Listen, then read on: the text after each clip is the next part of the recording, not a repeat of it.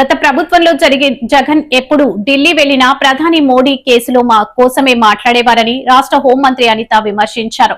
Railway zone కోసం ఎప్పుడు మాట్లాడలేదని అన్నారు. నక్కపల్లిలో మీడియాతో మాట్లాడారు. కూటమి ప్రభుత్వం అధికారంలోకి వచ్చిన తర్వాత సీఎం చంద్రబాబు ఆధ్వర్యంలో రైల్వే జోన్ వేగవంతం చేశామని అన్నారు. గురించి అక్కడ మాట్లాడే సందర్భం కూడా లేదు. 19 నుంచి 24 వరకు కూడా సుమారుగా 21 మంది ఎంపీలు ఉండేవారు. ఎప్పుడు చూడు వెనకాతల జగన్మోహన్ రెడ్డిని అక్కడ ప్రధానమంత్రి దగ్గరికి ఎక్కడికో తీసుకెళ్లి కేసుల గురించి మాట్లాడుకున్నారు తప్పించి రైల్వే జోన్ గురించి ఎవరు కూడా మాట్లాడే సందర్భం లేదు. 5 సంవత్సరాలు గడిచిపోయినాయి. తర్వాత ఎన్డీఏ కూటమి గవర్నమెంట్ వచ్చింది. ఎన్డీఏ కూటమి గవర్నమెంట్ వచ్చిన తర్వాత మళ్ళా తిరిగి ఇన్ని ఏళ్ల పడి ప్రాజెక్టు కూడా మూలన పడిపోయిన తర్వాత కూడా గౌరవ ముఖ్యమంత్రి గారు మన కేంద్ర మంత్రి రామ్మోహన్ నాయుడు గారు అదేవిధంగా ఎంపీలు అందరూ కూడా చొరవ తీసుకొని గౌరవ పవన్ కళ్యాణ్ గారు అందరూ కూడా చొరవ తీసుకొని మళ్ళా ప్రధానమంత్రి గారిని రైల్వే మంత్రి గారితో చర్చించి దీన్ని వేగవంతం చేయాలని దానికి ఉన్న హడిల్స్ అన్ని ఏదైతే ఉన్నాయో వాటన్నిటిని కూడా క్లియర్ చేయాలని కంకణం కట్టుకున్నారు. దానికి సంబంధించి ఎప్పటి నుంచో ఒక భూసేకరణ ఒక 50 ఎకరాల భూసేకరణ అనేది పెండింగ్ లో ఉంటే ఆ 50 ఎకరాలు కూడా లాస్ట్ 5 సంవత్సరాలు చేయలేక రైల్వే జోన్ ను పక్కన పడేశారంటే వాళ్ళు ఎంత పనిమంతులో మనందరం కూడా అర్థం చేసుకోవచ్చు. అటువంటి సందర్భంలో తిరిగి ఆ భూమి సేకరణకు సంబంధించిన విషయాలను కూడా వేగవంతం చేసి రైల్వేకి దాన్ని అప్పచెప్పి ఈ రైల్వే జోన్ కి సంబంధించిన సమస్యలన్నింటినీ పరిష్కారం చేసి ఆ రోజు గజెట్ విడుదల చేసే ప్రక్రియ కూడా మనం మొదలు పెట్టాం. మే 4వ తారీఖున సుమారుగా దీని గజెట్ కూడా విడుదల చేశారు. దీనికి సంబంధించి బడ్జెట్ లో కూడా ప్రత్యేకంగా నిధులు కూడా ఏర్పాటు చేశారు. అదే కాకుండా ఈ రోజు మొదలు అంటే జూన్ 1వ తారీఖు ఈ రోజు నుంచి మన ఉత్తరాంధ్ర ప్రజల తాలూకా చిరకాల వాంఛ ఈ విశాఖ రైల్వే జోన్ అన్నది ఈ రోజు నుంచి ఆపరేషన్స్ లో కూడా వచ్చింది. నిజంగా మనందరం కూడా సంబరాలు చేసుకోవాల్సిన పరిస్థితి. చాలా మందికి విశాఖ జోన్ వస్తే ఏమొస్తుంది అన్న తీరం చాలా మంది అందులో ఉన్నారు. కానీ ఈ రోజు గుంతకల్లు, గుంటూరు అలాగే విజయవాడ డివిజన్ అన్ని కూడా ఇప్పుడు ఈ జోన్ పరిధిలోకి రావడం మనం నిజంగా ఒక ప్రైడ్ కింద చెప్పొచ్చు. అదేవిధంగా దీనికి వచ్చిన ఆదాయం వల్ల ఇప్పుడు రాష్ట్ర అభివృద్ధికి కొంత మనం తీసుకోవచ్చు. అట్ ద సేమ్ టైం కొత్త రైలు ఏర్పాటు గురించి కూడా మనం ఈ డబ్బులు కూడా ఉపయోగించుకోవచ్చు. ఇదే కాకుండా దీని వల్ల ప్రత్యక్షంగా పరోక్షంగా చాలా మంది యువతకి కూడా ఉద్యోగ అవకాశాలు కల్పించే పరిస్థితి. రైలు మార్గాలను ఏర్పాటు చేసుకోవచ్చు, ఆధునికీకరణకు ఏర్పాటు చేసుకోవచ్చు, రైల్వే తయారీ యూనిట్లు తయారు చేసుకోవచ్చు. ఈ రోజు నిజంగా చెప్పాలంటే ఉత్తరాంధ్ర ప్రజలందరూ కూడా గౌరవ ముఖ్యమంత్రి చంద్రబాబు నాయుడు గారికి, ఉప ముఖ్యమంత్రి పవన్ కళ్యాణ్ గారికి, నరేంద్ర మోడీ గారికి జీవితాంతం రుణపడి ఉండాలి. ఎందుకంటే ఉత్తరాంధ్ర ముఖద్వారం పాయకరావుపేట దగ్గర నుంచి మొదలు పెట్టుకుంటే ఆర్సిలర్ మిట్టలు బల్క్ డ్రగ్ ఇక్కడ నుంచి మొదలు పెట్టుకొని రాంబెల్లి సైడ్ ఎన్ని గూగుల్ దగ్గర నుంచి ఇవన్నీ చూసుకొని అటు మనకి భోగాపురం ఎయిర్పోర్ట్ దగ్గర నుంచి అక్కడ గూగుల్ గాని టీసీఎస్లు గాని మిగతా ఎన్ని కంపెనీలు వచ్చినాయి మీ అందరికీ తెలుసు. అప్ టు ఉత్తరాంధ్ర మొత్తాన్ని చూసుకుంటే ఒక పక్క నుంచి రైల్వే జోన్ ప్రకటించడం జరిగింది. ఈ రోజు నుంచి ఆపరేషన్ స్టార్ట్ అయినాయి. ఆర్సిలర్ మిట్టల్ స్టీల్ ఫ్యాక్టరీ 2029 నాటికి మొదటి దశ కూడా పూర్తి చేసుకునే పరిస్థితి ఈ రోజు కనిపిస్తా ఉంది. పనులు కూడా అంతే వేగవంతంగా జరుగుతున్నాయి. ఈ రోజుకి కూడా పరిశ్రమలు, పెట్టుబడులు ఎంత మేరకు వచ్చినాయో మీ అందరికీ తెలుసు. విశాఖపట్నంలో తీవ్ర విషాదం చోటు చేసుకుంది. సాధారణ చెవి సమస్యతో ఆసుపత్రికి వెళ్లిన 13 ఏళ్ల బాలిక విగత జీవిగా మారిన ఘటన స్థానికంగా కలకలం రేపుతుంది. విశాఖలోని ఆయుష్మాన్ ఆసుపత్రిలో వైద్యుల నిర్లక్ష్యం కారణంగానే తమ బిడ్డ ప్రాణాలు కోల్పోయిందని కుటుంబ సభ్యులు తీవ్ర ఆరోపణలు చేస్తున్నారు. నేను నిన్న ఉదయం యాక్చువల్గా మా యాజ్ఞశ్రీకి చిన్న చెవిలో నారు కారుతుంది అనేసి ఈఎన్టీ సునీల్ కిషోర్ గారికి గత 4 రోజులుగా మా మావయ్య గారు అక్కడ వచ్చి చూపిస్తున్నారు. అతను ఏంటంటే చిన్న సర్జరీ ఉంది, చిన్న క్లీన్ చేయాలి ఇయర్ అనేసి ఆయుష్మాన్ హాస్పిటల్లో అడ్మిట్ అవ్వండి అనేసి ఒక ప్రిస్క్రిప్షన్ ఇచ్చారు సార్. అదే టైమింగ్తో నిన్న ఉదయం 8:30 గంటలకి మా అక్క, మా బావగారు ప్లస్ మా మేనకోడలు యాజ్ఞశ్రీ ముగ్గురు కలిసి కారులో వచ్చి హ్యాపీగా నడుచుకుంటూ వెళ్తూ చిన్న ఆపరేషనే కదా ఏం కాదులే అనుకొని ఆపరేషన్ థియేటర్ దాకా వెళ్ళారు సార్. ఆపరేషన్ థియేటర్కి ముందు బ్లడ్ టెస్టులు, గుండెకి సంబంధించిన టెస్టులు, అలాగే ఎనస్థీసియా ఫిట్ పిఎస్సి అంటారు సార్, ఇవన్నీ ఫిట్ చేసి ఈ అమ్మాయి ఆపరేషన్కి ఎలిజిబుల్ అనేది చెప్పేసి ఆపరేషన్ థియేటర్లోకి తీసుకెళ్లారు సార్. అప్పుడు ఆపరేషన్ థియేటర్ బయట మా అక్కగారు, మా బావగారు ఉన్నారు. ఇద్దరితో కూడా పాపం మాట్లాడి హ్యాపీగానే వెళ్ళింది సార్. కానీ ఇక్కడ జరిగిన మిస్టేక్ ఎక్కడ అనేది అర్థం కావట్లేదు.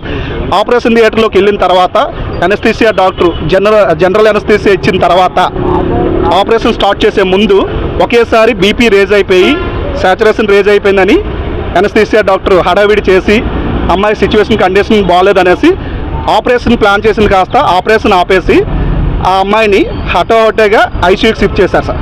ఐసీయూకి షిఫ్ట్ చేసిన తర్వాత అట్లీస్ట్ పేరెంట్స్ కూడా ఒక సెకండ్లో జస్ట్ ఆ పేరెంట్స్ని పిలిపించి ఒక సెకండ్ చూపించి వెంటనే ఐసీయూలోకి షిఫ్ట్ చేస్తారు. ఐసీయూలో ఏ డ్రామా జరిగిందో తెలియట్లేదు, కానీ నైట్ వరకు ఆ డాక్టర్స్తో మాట్లాడితే, మా బావగారు వెళ్ళి మాట్లాడితే 24 గంటల వరకు ఆ అమ్మాయి తెలుగులో రాదండి, చిన్న సడేషన్ ఇచ్చాం, మీరేం ఇబ్బంది పడాల్సిన అవసరం లేదన్నారు సార్. అదే ఓపిక మీద సర్జను ప్లస్ ఎనస్థీసియా డాక్టర్స్ చెప్తున్నారు కదా అని హ్యాపీగా ధీమాగా ఉన్నారు సార్ మా బావగారు. నేను 5 గంటలకు వచ్చి చూసినప్పుడు కూడా అదే ధీమా వ్యక్తం చేశారు సార్. కానీ నాకు ఏదో తేడా వస్తుందని చూసేటప్పటికి ఈ హడావిడి కాస్త 10 గంటల ఆ సమయంలో మమ్మల్ని పిలిచి, అమ్మాయి ఆ సిచ్యువేషన్ అయితే చాలా క్రిటికల్గా ఉంది, చాలా ఇబ్బంది పడతారు, చూసుకోండి అన్నారు. మళ్ళీ 1 గంటకి పిలిచి, అమ్మాయి అయితే శాచురేషన్ బాగా డౌన్ అయిపోతుంది, బీపీ డౌన్ అయిపోతుంది, అమ్మాయి అయితే ఇంకా బతకదు అని చెప్పారు సార్. మేము ఏం చేయాలనేది కూడా మాకు అర్థం కావట్లేదు సార్. చిన్న మైనర్ సర్జరీ అని తీసుకొస్తే పూర్తిగా శవమై మా పాపని ఇచ్చారు సార్. ఎంత బాధ అనిపిస్తుందంటే, నడిచెళ్ళిన పాప మళ్ళీ అదే స్ట్రెచ్చర్ మీద శవమై వస్తుంటే చాలా బాధ అనిపిస్తుంది సార్. రెండోది, ఇది ఎనస్థీసియా నిర్లక్ష్యమో, సర్జన్ నిర్లక్ష్యమో, లేకపోతే ఆయుష్మాన్ హాస్పిటల్ యాజమాన్యం నిర్లక్ష్యమో అర్థం కావట్లే. ఇలాంటి సర్జరీలు చేసుకోవాలన్నా భయపడాల్సి వస్తుందండి. చిన్న చిన్న గోరి సర్జరీలు చేయాలని భయపడాల్సి వస్తుంది. కాబట్టి తగు న్యాయం చేస్తారని మనస్ఫూర్తిగా కోరుకుంటున్నాను. మీడియా విలేకరులు, అలాగే డిఎంహెచ్ఓ గారు, హెల్త్ మినిస్టర్ గారు, ప్రతి ఒక్కరూ ఈ యొక్క సందేహం మీద మీరు పునరాలోచించి, ఇదే విధంగా స్టేషన్ కూడా కంప్లైంట్ రేజ్ చేస్తాం. మాకు తగిన న్యాయం జరిగి ఇంకో పాపకు కానీ ఇంకో పిల్లాడికి కానీ ఎటువంటి అపాయం జరగకుండా చూసుకోవాలని మనస్ఫూర్తి కోరుకుంటున్నాం. హాజరై పద్ధతిని రద్దు చేయాలి. ఆంధ్రప్రదేశ్ వ్యవసాయ కార్మిక సంఘం రాష్ట్ర ప్రధాన కార్యదర్శి కె లోకనాథం డిమాండ్. పరివాడ మండల కేంద్రమైన పరివాడలో ఉపాధి హామీ కార్మికుల ముఖ హాజరు పద్ధతి రద్దు చేయాలని, పాత పద్ధతుల్లోనే ఉపాధి హామీ పథకాన్ని కొనసాగించాలని మంగళవారం ఉపాధి హామీ కార్మికులతో నిరసన కార్యక్రమం చేపట్టారు. ముఖ్యంగా ఫేస్ యాప్ తీసుకొచ్చిన తర్వాత ఫోటోలు అప్లోడ్ అవ్వకపోవడంతో అనేక ఇబ్బందులు పడుతున్నారు. ఇక్కడ వీఆర్పీ దగ్గర నుండి, మేట్ల దగ్గర నుండి, కూలీల దగ్గర నుండి అనేక మందికి ఇంత ఇబ్బందులు పెట్టి ఫేస్ యాప్ తీసుకొచ్చి ప్రభుత్వం ఏం సాధిస్తుంది అనేది మనం అర్థం చేసుకోవాలి. ఈరోజు గ్రామీణ ప్రాంతాల్లో నెట్వర్క్ లేకపోవడంతో అనేక ప్రాంతాల్లో ఫేస్ యాప్ అనేది అప్లోడ్ అవ్వట్లేదు. ఉదయం 5 గంటలకు పని వాళ్ళు ఇస్తే దాదాపు 12 గంటల వరకు ఉండాల్సిన స్థితి వచ్చేస్తూ ఉంది. దీనికి ఒక ప్రత్యామ్నాయంగా ఫోటోలు తీసి పాత పద్ధతిలోనే మాస్టర్ రోల్లో ఎట్నాన్ని చేయగలిగితే సగం సమస్యలు పరిష్కారం అయ్యేదానికి అవకాశం ఉంది. ఒకవైపున తీవ్రమైన ఎండ, ఇంకో వైపున వర్షాలు లేని పరిస్థితి వచ్చేస్తూ ఉంది. కింద పనులకు సంబంధించి దాని శక్తి యుక్తులను అన్నింటినీ పెడుతున్న వాళ్ళకి అనేక మందికి అనారోగ్యాలు బారిపడుతున్న సందర్భాలు అనేకం ఉన్నాయి. అదే కాదు, ఫేస్ యాప్ రావడంతో ప్రమాదాలు జరుగుతూ ఉన్నాయి. వేసవి సంబంధించిన అలవాన్సులు ఇచ్చే విషయంలో కానీ, లేదనుకుంటే వాళ్ళకి వారాలు తరబడి వాళ్ళు పేమెంట్లు అనేక ఇబ్బందులు పడుతున్నారు. చివరికి వాళ్ళకి ఇవ్వాల్సిన గుణపాలు కానీ, తట్టలు కానీ ఇవి కూడా ఇవ్వట్లేదు. మంచినీళ్ళు లేని పరిస్థితి ఉంది. ఇవన్నిటికీ సమగ్రంగా రాష్ట్ర ప్రభుత్వం పరిశీలన చేసి వెంటనే ప్రత్యామ్నాయ మార్గాలు, పాత పద్ధతి ఏదైతే ఉందో వేసవి అలవాన్సులు ఇవ్వాలి, అట్లాగే తట్టా బుట్ట ఇవ్వాలి. దాంతోపాటు పనిచేసిన యాప్ ఏదైతే ఉందో ఆ యాప్ను వెంటనే తొలగించాలి. పాత మాస్టర్ పద్ధతిలోనే వీళ్ళకి ఎట్నాన్స్ చేయాలనేది ఆంధ్రప్రదేశ్ వ్యవసాయ కార్మిక సంఘం డిమాండ్ చేస్తున్నాం. లేనట్లయితే మాత్రం ఖచ్చితంగా ప్రజలందరినీ కలుపుకొని పెద్ద ఎత్తున ఉద్యమాలు పేమెంట్లు లేకుండా ప్రతి వారం పేమెంట్లు చెల్లించాలి. కూలీలకి ప్రతి వారం పేమెంట్లు చెల్లించాలి. పేసిప్లు ఇవ్వాలి, ప్లేసిప్లు ఇవ్వాలి, ప్రతి వారం పేమెంట్లు చెల్లించాలి. ఉపాధి హామీ కార్మికుల సమస్యలు పరిష్కారం చేయాలి. ఉపాధి హామీ కార్మికుల సమస్యలు పరిష్కారం చేయాలి. పాత పద్ధతుల్లోనూ ఉపాధి హామీ అమలు చేయాలి. ఫోటోలు తీసే పద్ధతి ఆపాలి. ఫేస్ యాప్లు ఆపాలి. ఫేస్ యాప్లు ఆపాలి. కూలీల సమస్యలు పరిష్కారం చేయాలి. వర్ధిల్లాలి కూలీల ఐక్యత. వర్ధిల్లాలి కూలీల ఐక్యత. వర్ధిల్లాలి కూలీల ఐక్యత. ఈరోజు ఉపాధి హామీ కార్మికుల యొక్క సమస్యలను పరిష్కారం చేయాలని ప్రభుత్వాన్ని మేము డిమాండ్ చేస్తూ ఉన్నాం. ఎందుకు అంటే ఉపాధి హామీ కార్మికులకి ముఖ హాజరు అనేటువంటి తీసుకొచ్చిన తర్వాత చాలామందికి ఫోటోలు పడక వెనక్కి తిరిగి ఇంటికి పోతున్నటువంటి పరిస్థితి. కూలి పనికి వస్తున్నటువంటి కూలీలకి పనులు లేక వెనక్కి తిరిగిపోయేటువంటి దౌర్భాగ్యమైన స్థితిని ప్రభుత్వం తీసుకురావడం సరైనది కాదు. వెంటనే ఆ పద్ధతిని రద్దు చేయాలా. బకాయి ఉన్న వేతనాలన్నీ కూడా చెల్లించాలా. అలాగే ఏదైతే పాత పద్ధతుల్లో ఉపాధి హామీ, జాతీయ గ్రామీణ ఉపాధి హామీ పథకం, మహాత్మా గాంధీ జాతీయ గ్రామీణ ఉపాధి హామీ పథకంలో ఏ పద్ధతులు ఉన్నాయో అవన్నీ అమలు చేయాలా. జీ రామ్జీ పథకం పేరుతో 90% కేంద్ర ప్రభుత్వం, రాష్ట్ర ప్రభుత్వం 10% ఇచ్చేదాన్ని తీసేసి 40% రాష్ట్ర ప్రభుత్వం, కేంద్ర ప్రభుత్వం 60% ఇవ్వాలనేటువంటి పద్ధతి తీసుకొస్తే భవిష్యత్తులో కూలీలకి ఈ ఉపాధి హామీ అనేటువంటి అందరి దాక్షగా మారేటువంటి పరిస్థితి. కూలీలు పొట్టగడవలేనటువంటి కూలీలు ఉపాధి హామీ మీద ఆధారపడి జీవిస్తూ ఉన్నారు. ఈ ఉపాధి హామీ పని కూడా పోతే కూలీలు ఏ రకంగా బతకాలా, ఏ రకంగా జీవించాలా అనేటువంటిది ప్రభుత్వం ఆలోచన చేయాలని ఈ సందర్భంగా డిమాండ్ చేస్తూ, లేని పక్షంలో పెద్ద ఎత్తున ఆందోళన చేస్తామని హెచ్చరిక చేస్తా ఉన్నాం. తప్పట్లా రాష్ట్రంలో గత వైఎస్ఆర్సీపీ ప్రభుత్వంతో పోలిస్తే 6 లక్షలకు పైగా పెన్షన్స్ తొలగించిన చంద్రబాబు ఇవాళ తుని సభలో మాత్రం తానే పెన్షన్స్ ప్రదాత అన్నట్లుగా నిస్సిగ్గుగా అబద్దాలు చెప్పుకున్నారని వైఎస్ఆర్సీపీ నేత మాజీ మంత్రి దాడిశెట్టి రాజా మండిపడ్డారు. మీరు వెళ్ళిన గ్రామంలో మరి మా ప్రభుత్వ హయాంలో ఒక సచివాలయం కానీ, బ్రహ్మాండమైన సచివాలయం కానీ, ఒక ఆర్బీకే సెంటర్ కానీ, ఒక హెల్త్ సెంటర్ కానీ ఒక్కసారి మీ స్టేజ్ దిగి వెళ్తే అక్కడ కనపడతాయి. లేకపోతే ఒక స్కూల్ కానీ కనపడుతుంది. మా హయాంలో మేము కట్టిన స్కూల్ కానీ కనపడుతుంది. అవన్నీ విధ్వంసం చేయలేదా మీరు ఈ 2 సంవత్సరాల్లో? ఆ స్కూల్ కానీ, ఆ సచివాలయం కానీ, ఆ ఆర్బీకే కానీ మీరు విధ్వంసం చేయలేదా? మచ్చుగా ఆ గ్రామంలోనే మీరు విజిట్ చేసిన ఆ గ్రామంలోనే ఒకసారి అలా ఎదరికెళ్ళి నడిచి వెళ్తే సచివాలయాలు అన్నీ కనపడతాయి. మరి మీరు చేసిన విధ్వంసం ప్రతి సచివాలయంలోనే కనిపిస్తుంది, ఈ రాష్ట్రంలో ప్రతి స్కూల్లోనే కనిపిస్తుంది, ఈ రాష్ట్రంలో ప్రతి హాస్పిటల్లోనే కనిపిస్తుంది. ఈ 2 సంవత్సరాల్లో మీరు చేసిన విధ్వంసం. మీ విధ్వంస పరిపాలన నుంచి ఈ రాష్ట్ర ప్రజలందరూ కూడా విముక్తి కోరుకుంటున్నారు. ఆ విషయం మీ ఎదుర్కొంటూ ఉన్న మహిళలను చూస్తేనే మీకు అర్థమవుతుంది.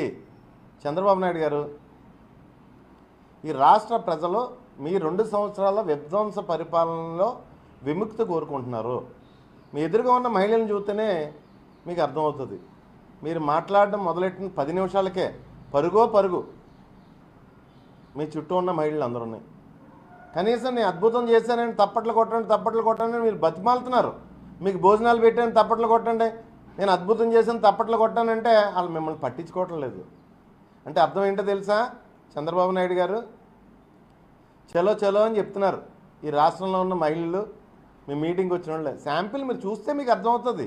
దాని నుంచి డైవర్ట్ చేయడం కోసం, మీ ఫెయిల్యూర్స్ని డైవర్ట్ చేయడం కోసం మమ్మల్ని వ్యక్తిగత దోషంలో మా కుటుంబ సభ్యుల మీద మాట్లాడడం, లేకపోతే వివేకానంద రెడ్డి గారి గురించి మాట్లాడడం, జగన్మోహన్ రెడ్డి గారి తాతయ్య గారి గురించి మాట్లాడడం, తండ్రి గురించి మాట్లాడడం చూస్తుంటే ఈ రాష్ట్ర ప్రజలందరికీ తెలుసు ఈ రాష్ట్రంలో పేదల కోసం పనిచేసిన వాళ్ళు ఎవరో, లేకపోతే ఈ రాష్ట్రంలో పెత్తందారుల కోసం పనిచేస్తున్న వాళ్ళు ఎవరో ఈ రాష్ట్రంలో ఉన్న ప్రజలందరికీ తెలుసు. మీరు ముందు సమాధానం చెప్పవలసింది ఈ రాష్ట్ర ప్రజలకి, మీ ఎదురుగా కూర్చున్న అక్క చెల్లెమ్మలందరికీ ముందు ఫస్ట్ 10 నిమిషాల్లోనే మీరు చెప్పవలసింది తల్లికి వందనం మీరు పూర్తిగా ఇచ్చారా లేదా, లేకపోతే పూర్తి స్థాయిలో పెన్షన్లు ఇస్తున్నారా లేదా, పోనీ మీరు వచ్చిన 2 సంవత్సరాలకి ఒక్క కొత్త పెన్షన్ అన్నా ఇచ్చారా లేదా, లేదా రైతులకి మీరేం చేస్తున్నారు, లేదంటే పూర్తి స్థాయిలో గ్యాస్ సిలిండర్లు ఇచ్చారా లేదా, నిరుద్యోగ భృతి ఇచ్చారా లేదా, ఆడబిడ్డ నిధి 1500 మీకు 1500 మీకు 1500 మాట అది ఇచ్చారా లేదా, అవి చెప్తూ మీరు కొనసాగించుంటే ఖచ్చితంగా ఈ రాష్ట్రంలో ఉన్న మీ ఎదుర్కొంటూ ఉన్న ఆడబిడ్డలు కానీ, రాష్ట్రంలో ఉన్న ప్రజలు కానీ మీ మాటలు విన్ను. ఎప్పుడు ఊకదంపుడు సోదే మీరు చెప్పేది అంతా. ఈ గవర్నమెంట్ వచ్చిన కాడి నుంచి ప్రతి నెల 1వ తారీఖున మీరు చెప్పి ఊకదంపుడు సోదే మళ్ళీ ఇక్కడికి వచ్చి మీరు ఊకదంపుడు ఉపన్యాసం ఇచ్చారు చంద్రబాబు నాయుడు గారు. మీరు చెప్పవలసింది ఆడబిడ్డ నిధి గురించి, నిరుద్యోగ భృతి గురించి, రైతులకు మీరు ఇవ్వాల్సిన 40,000 రూపాయలు. విజయనగరం రింగ్ రోడ్డు సమీపంలో ఉన్న వైఎస్ఆర్ కాంగ్రెస్ పార్టీ కార్యాలయంలో వెన్నుపోటుకు 2 ఏళ్లు పేరుతో పోస్టర్ బుక్లెట్ ఆవిష్కరణ కార్యక్రమం ఘనంగా నిర్వహించారు. అనంతరం విజయనగరం జిల్లా జెడ్పీ చైర్మన్ మజ్జి శ్రీనివాసరావు మీడియా సమావేశం నిర్వహించారు. ఈ సందర్భంగా చిన్నా శ్రీను మాట్లాడుతూ రాష్ట్రంలో గత 2 ఏళ్లుగా చంద్రబాబు నాయకత్వంలో దుర్మార్గ అరాచక మాఫియా వెన్నుపోటు పాలన కొనసాగుతుందని తీవ్రంగా విమర్శించారు.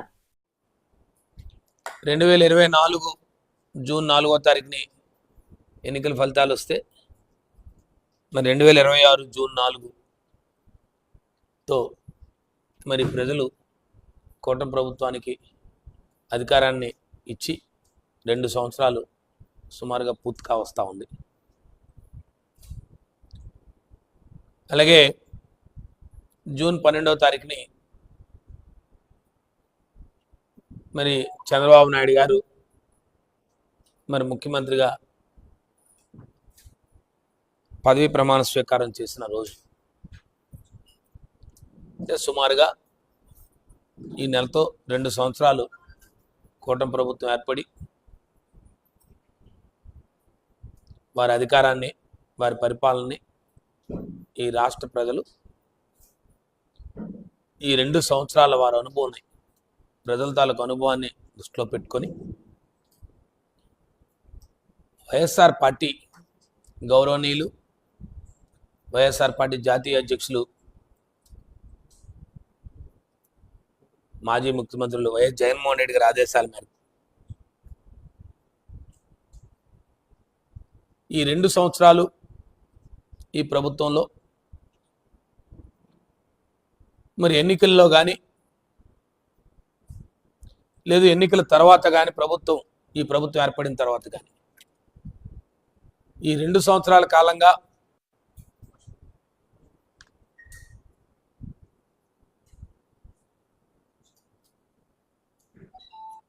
కేవలం ప్రజల్ని వంచి వెన్నుపోటు పొడిచి,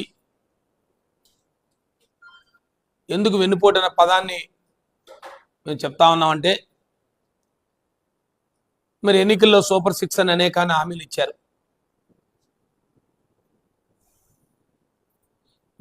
ఒక్క హామీని కూడా పూర్తి స్థాయిలో అమలుపరచక ఈ 2 సంవత్సరాల్లో ఈ ప్రభుత్వం ఏర్పడిన తర్వాత అన్ని వర్గాల ప్రజల్ని వంచి వెన్నుపోటు పొడిచారు. కాబట్టే మరి దీనికి వెన్నుపోటుకు 2 ఏళ్ళు అనే ఒక నినాదంతో, వెన్నుపోటుకు 2 ఏళ్ళు అనే ఒక నినాదంతో జూన్ 4వ తారీఖు నుంచి 12వ తారీఖు వరకు మరి ప్రజల తరపున వైఎస్ఆర్ పార్టీ ప్రజల కోసం ఈ 2 సంవత్సరాల కాలంలో చంద్రబాబు వెన్నుపోటుకు 2 ఏళ్లు. విశాఖపట్నం జిల్లా వైఎస్ఆర్ కాంగ్రెస్ పార్టీ కార్యాలయంలో 2 ఏళ్లుగా చంద్రబాబు దుర్మార్గ, రాక్షస, అరాచక పాలనను ప్రజలకు తెలియజేసే వెన్నుపోటుకు 2 ఏళ్లు పోస్టర్ ఆవిష్కరణ జిల్లా పార్టీ అధ్యక్షుడు కేకే రాజు ఆధ్వర్యంలో జరిగింది. ఈ సమావేశంలో వైసీపీ నాయకులు, కార్యకర్తలు పాల్గొన్నారు. ఈ రాష్ట్రంలో మహిళలు ఎత్తుకుపోయారు, వాలంటీర్లు త్వరగతం చేశారు అని ఒకవైపు, ఎన్నికల దగ్గరికి వచ్చిన తర్వాత వాలంటీర్లందరికీ కూడా జగన్మోహన్ రెడ్డి గారు ప్రజాసేవ కోసం తీసుకొచ్చిన వాలంటీర్ని మభ్యపెట్టి జగన్మోహన్ రెడ్డి గారు మీకు 5,000 రూపాయలు మాత్రమే ఇస్తున్నారు, మా కూటమి ప్రభుత్వం అధికారంలోకి వస్తే మీకు 10,000 ఇస్తాం. అదేవిధంగా ఈ రాష్ట్రంలో ఉన్న 40 లక్షల మంది పైసీలకు నిరుద్యోగ యువతీయువకులందరికీ కూడా మేము అధికారం చేపట్టిన సంవత్సర కాలంలోపే ప్రతి జిల్లాకి 1,00,000 ఉద్యోగాలు చొప్పున 20 లక్షల ఉద్యోగ ఉపాధి అవకాశాలు కల్పిస్తాం. మీకు ఉద్యోగ అవకాశాలు కల్పించే వరకు నెలకి 3,000 రూపాయల నిరుద్యోగ భృతి ఇస్తాం. ఈ రాష్ట్రంలో జగన్మోహన్ రెడ్డి గారు తీసుకొచ్చిన అమ్మఒడిని కొనసాగిస్తూ దానికి పేరు మార్చి ఎంతమంది పిల్లలు ఉంటే అంతమందికి అమ్మఒడి ఇస్తాం. ఈ రాష్ట్రంలో 18 సంవత్సరాలు నిండిన ప్రతి ఆడబిడ్డ నిధి పేరుతో నెలకి 1,500 రూపాయల చొప్పున నిండిన బీసీ, ఎస్సీ, ఎస్టీ, మైనారిటీ మహిళలకు కూడా పెన్షన్ 4,000 రూపాయల పెన్షన్ ఇస్తాం. అంతేకాకుండా ఉచిత బస్సు కావచ్చు, లేదా గ్యాస్ సిలిండర్ గురించి కావచ్చు, ఈ విధంగా నోటుకు వచ్చిన విధంగా దాంతోపాటు జగన్మోహన్ రెడ్డి గారు ఏదైతే తోడు, చేదోడు, చేయుత, వైఎస్ఆర్ ఆసరా, మంచిగా భరోసా, నేతను నేస్తాం, మౌజులకు ఇచ్చేది, ఇవన్నీ నేస్తాం, ఇవన్నీ ఇస్తూ ఇవన్నీ చేస్తానన్నారు చంద్రబాబు నాయుడు మేనిఫెస్టోలో పెట్టడం జరిగింది. చంద్రబాబు నాయుడు, పవన్ కళ్యాణ్ కలిసి మనందరం కూడా గతంలో కూడా లాస్ట్ ఇయర్ వెన్నుపోటు దినం సందర్భం కూడా మనం ప్రస్తావించుకున్నాం. వీళ్ళందరికీ బాండ్స్ ఇష్యూ చేయడం జరిగింది. వీళ్ళిద్దరూ సంతకం పెట్టి ప్రతిజ్ఞ చేసి పవన్ కళ్యాణ్ అనే నేను, నారా చంద్రబాబు నాయుడు అనే నేను, మేమిద్దరూ ముఖ్యమంత్రి అయిన తర్వాత మా మేనిఫెస్టోని సిద్ధశుద్ధితో మేనిఫెస్టోలోని అన్ని అంశాలను కూడా అమలు చేస్తాం. దాంతోపాటు జగన్మోహన్ రెడ్డి గారు చేసిన అన్ని సంక్షేమ పథకాలను కూడా 100% అమలు చేస్తామని ప్రతి ఇంటికి సంతకం పెట్టి ప్రమాణం చేసి ఇచ్చిన ఈ పెద్ద మనుషులు ఈరోజు ఎన్నికల్లో గెలిచిన వెంటనే వాలంటీర్లు చెవిలో పువ్వులు పెట్టారు. ఈరోజు జగన్మోహన్ రెడ్డి గారు ఆ రోజు 1,02,50,000 మంది వాలంటీర్లు ఇస్తే వారి చెవిలో పువ్వులు పెట్టి వాళ్ళు పొట్టగొట్టారు. ఎండిఎం వెహికల్స్ ద్వారా రేషన్ డీలర్లకు సంబంధించిన వెహికల్స్ 10,000 మంది సుమారు ఉంటే ఎన్నికల్లో తెలిసిన తర్వాత ఆ నోట్లో మట్టి కొట్టాడు ఈ చంద్రబాబు నాయుడు కావచ్చు, పవన్ కళ్యాణ్ కావచ్చు. అదేవిధంగా బెవరేజ్ కార్పొరేషన్ ద్వారా వేలాది మందికి జగన్మోహన్ రెడ్డి గారు ఉపాధి ఉద్యోగ అవకాశాలు కల్పిస్తే వాళ్ళు కూడా తీశారు. ఉద్యోగాలు కల్పించకపోగా టీపీ. అదే మన ప్రాంతానికి సంబంధించి స్టీల్ ప్లాంట్, ఈ పెద్ద మనుషులు ఇద్దరు ఆ రోజు స్టీల్ ప్లాంట్ దగ్గర బహిరంగ సభ ఏర్పాటు చేసి రాష్ట్రంలో మేము